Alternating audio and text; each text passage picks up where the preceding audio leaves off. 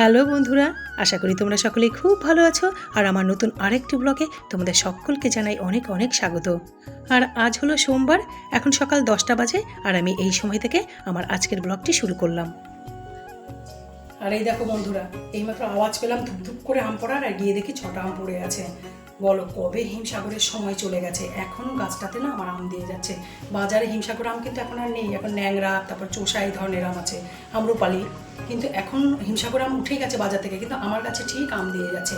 এত লক্ষ্মী গাছটা, জানো তো। আর এখন বেলা 11টা বেজে গেছে, আমি তো ওদিকে রান্না বসিয়ে দিয়েছি, আর এদিকে ফুল আর প্রসেনজিৎ যাচ্ছে, ওরা নাকি আজকে বাজার করবে।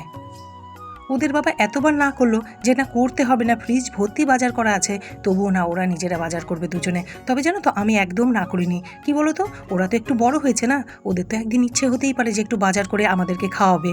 তাই জন্য জানো তো, আমি একদম বারণ করিনি, উল্টারও বলে দিয়েছি ফেরার সময় না আম নিয়ে আসবে আমার জন্যে।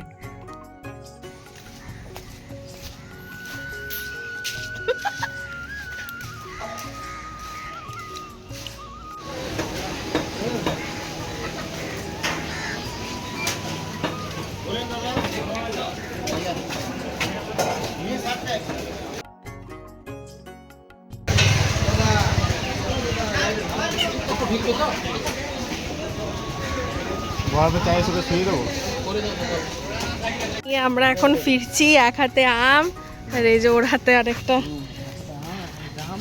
জাম তো নেই, মাংসের বাজার, মাংস ডিম যাই হোক। হ্যাঁ লেবু টেবু অনেক আছে, হ্যাঁ হ্যাঁ হ্যাঁ ভর্তি ভর্তি।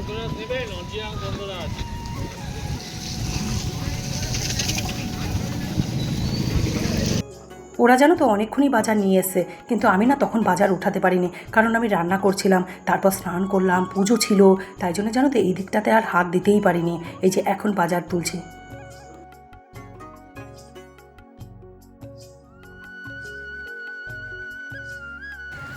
দেখেই বুঝতে পারছো, পুরো বিরিয়ানির বাজার, ডিম, চাল, চিকেন, আবার দেখো সাথে করে একটা বিরিয়ানির মশলাও নিয়ে এসে, যেটা আমার একটাতে হবে না, বিকেলে গিয়ে আমি আরেকটা নিয়ে আসবো। কারণ বিরিয়ানিটা আজকে করব না, কালকে করব, আগামীকাল। আজকে তো রান্নাবান্না সকল কিছু হয়ে গেছে। আর বিরিয়ানির বাজারের সঙ্গে দেখো ন্যাংরা আম নিয়ে এসে, এটা অবশ্য আমি আনতে বলেছিলাম, কারণ পুরো সিজনটা তো হিমসাগর আমি খাচ্ছি, এখনও 4টে 5টা 6টা করে ডেলি আম পড়ছে গাছ থেকে। আর কি বলতো, একটুখানি না ন্যাংরা আম খাওয়ার ইচ্ছে হয়েছে। 1-2 দিন এনেছে বর, খেয়েছি, কিন্তু তবুও মনে হলো যে একটুখানি ন্যাংরা আম খাই। বাজারে যাওয়ার সময় বলছিল মেয়ে জামাই কী খাবে বলো, আমি বললাম কী আনবি জানি না, তবে হ্যাঁ সাথে করে ন্যাংরা আম নিয়ে আসিস, ন্যাংরা আম একটু খেতে হবে। এখন ফ্রিজে রেখে দিই, ঠান্ডা হোক তারপর খাবো। আর দেখো আজকে কি কি রান্না করেছি।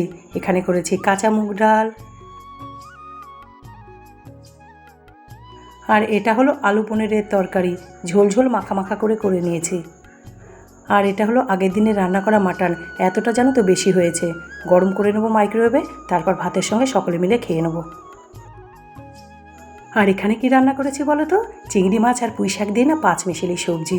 এই সবজিটা জানো তো আমার অসাধারণ লাগে, সেটা নিরামিষ করে করি, চিংড়ি মাছ দিয়ে করি, আর মাছের মাথা দিয়ে করি, যাই করি দুর্দান্ত লাগে আমার।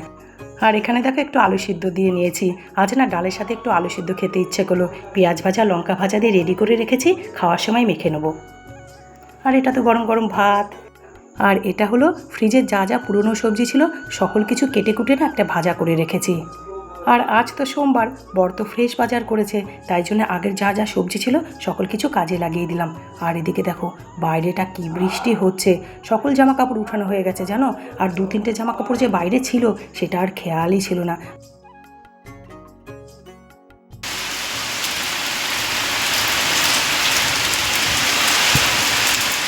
দুপুরের পর এখন বিকেল 5টা বাজে, আমি আর ফুল দেখো হাঁটতে বেরিয়েছি। এই সময়টা জানো তো ফুল তাও হাঁটতে বেরোয়, কিন্তু সকালের দিকে না ও একদমই উঠতে পারে না, বলি কিন্তু ওই যে। আর জানো তো আমার না একদিন কেবলসের ওই দিকে হাঁটতে যাওয়ার খুব ইচ্ছে আছে। ওই যে বলছিলাম না যে 2টো পদ্ম চারা এনে গামলায় বসিয়ে দেখবো বাঁচে কিনা, তাই জন্য জানো তো খুব ইচ্ছে ওই দিকে একদিন হাঁটতে যাওয়ার, কিন্তু একা একা না ওই দিকে একদম ইচ্ছে করে না হাঁটতে যাওয়ার, জানো তো। আর ফুল সকালে যেতে চায় না। আর আমাদের তো হাঁটা হয়ে গেছে, এবার জানো তো এই শপিং মলটাতে ঢুকবো, ফুলের একটা জিন্স কেনার আছে আর আমার একটা টপ কেনার আছে। আর এই কারণেই জানো তো আজকে স্টেশনে হাঁটতে যাইনি, কারণ শপিং মলে আসার ছিল, ওদিকে আবার হাঁটতে গেলে এদিকে দেরি হয়ে যেত।